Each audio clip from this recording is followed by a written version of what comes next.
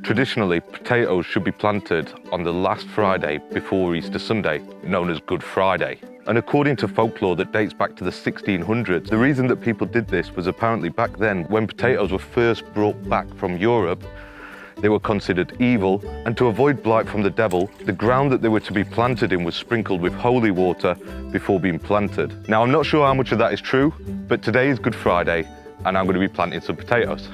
I've chose this bed here, which is in a central spot right in the middle of my allotment, where it's free from weeds and it gets lots of sunshine. And to start with, I'm going to dig some small trenches about 15 centimetres deep so that we can get our tubers in the ground. I've marked out some rows about 60 centimetres apart, and then I'm just going to use a piece of timber the length of the bed to help me keep a nice straight edge.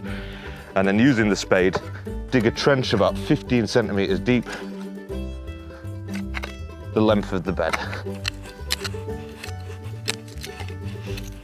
If you come across any weeds or anything, just get them out of the way.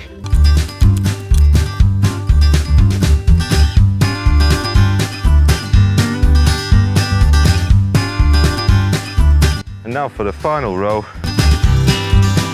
Now that we've got our 6 neat trenches all dug out, we'll go and get our seed potatoes ready to stick in the ground.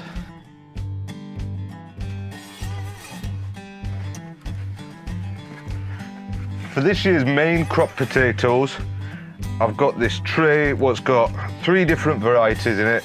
Fairly simple, nothing too exotic. King Edward, Maris Piper, and Desiree.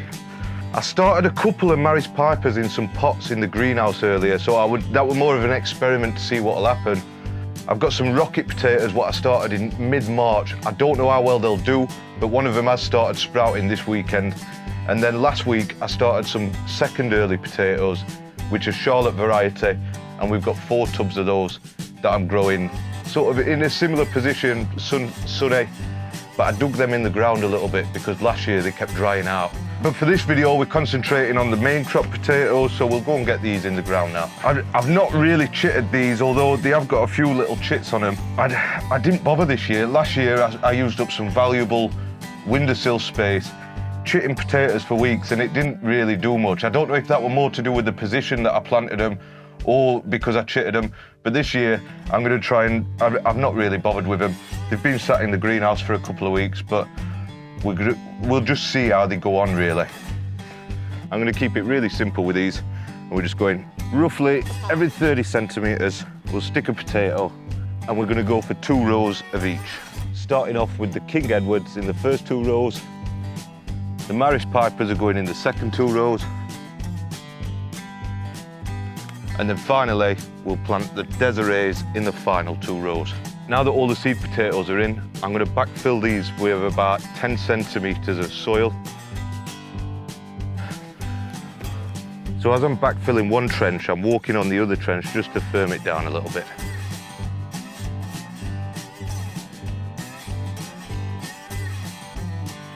Then with these ridges, what we've got left behind, what we'll do, we'll wait until the potatoes start sprouting and are about 30 centimetres tall, and then we'll backfill a little bit more around them, and that's known as earthing up the potatoes, and it just promotes root growth further up the stem to hopefully get a more bountiful harvest of potatoes.